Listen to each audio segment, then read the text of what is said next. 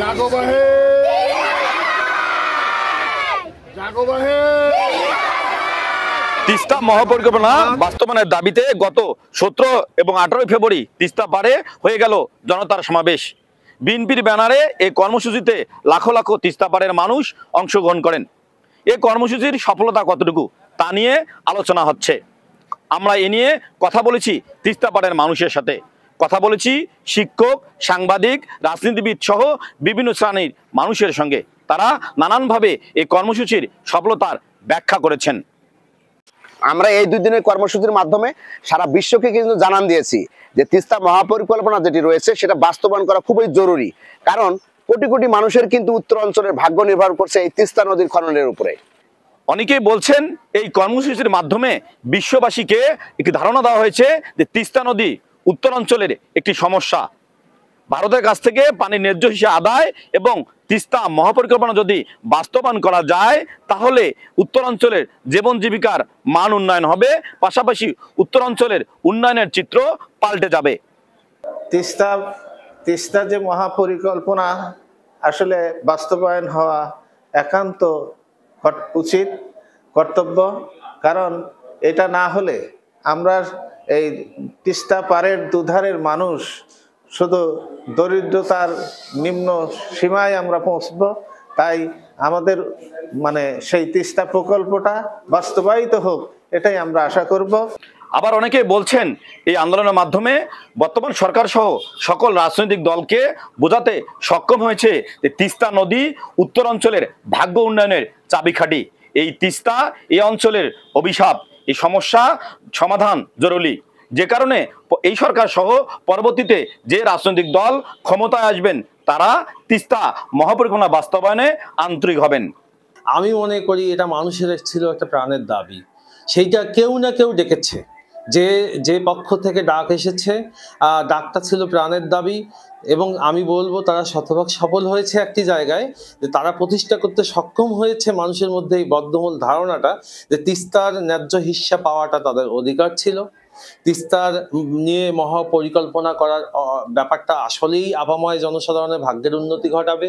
তো এই জিনিসটি যখন আমাদের সকলের মধ্যে একটা বদ্ধমূল ধারণা, আগেকার আন্দোলনগুলো ছিল বিচ্ছিন্নভাবে হয়তো বাদ চাই, তিস্তার দুপাশে বাদ দাও বা এই ধরনের কোনো পরিকল্পনা নাও বা পানি আটকানোর নদী শাসন ইত্যাদি।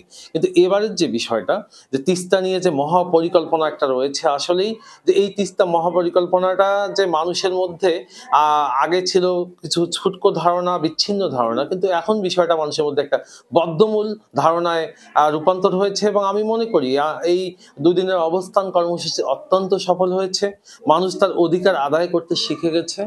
তবে স্থানীয় সাংবাদিক আব্দুর রহিমের দাবি এই কর্মসূচির মাধ্যমে বিএনপি তাদের অবস্থান পরিষ্কার করেছেন।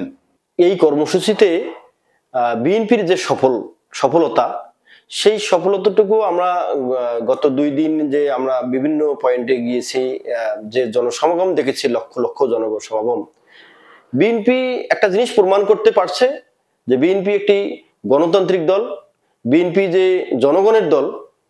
এই কথাটা যে এতদিন বলে এসেছে সেটি সেদিন প্রমাণিত হয়েছে, বাস্তবে প্রমাণ হয়েছে যে বিএনপির প্রতি মানুষের যে আস্থা, বিএনপির প্রতি মানুষের যে একটা ভরসা, এই জায়গাটা তৈরি করেছে বিএনপি।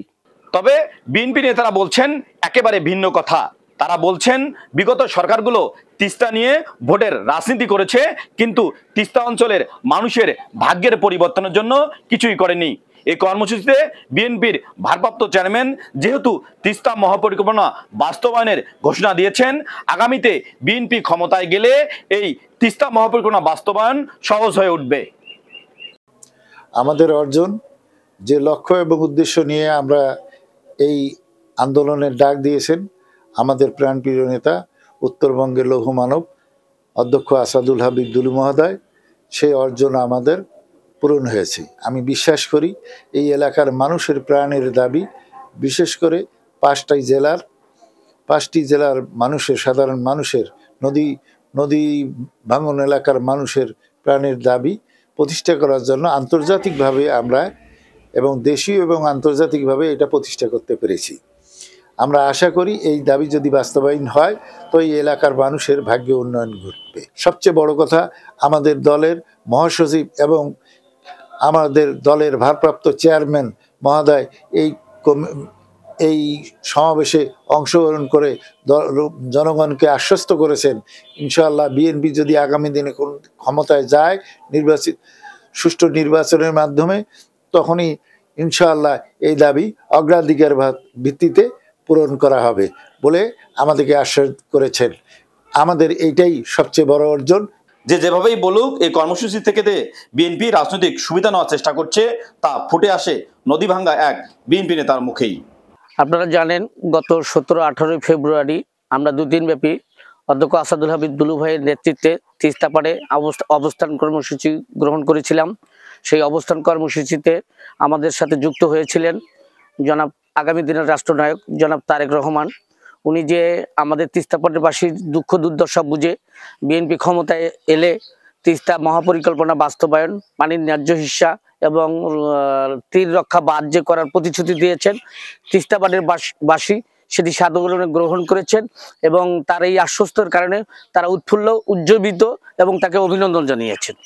তিস্তা পাড়ের মানুষজন আর প্রতিশ্রুতি আর তিস্তা নিয়ে ভোটের রাজনীতি দেখতে চায় না।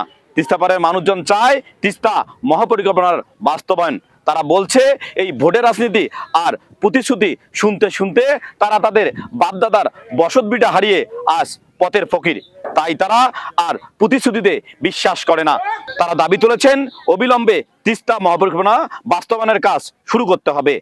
হাজুজ্জামান সাজু, এল নিউজ অনলাইন, লালমনিরহাট।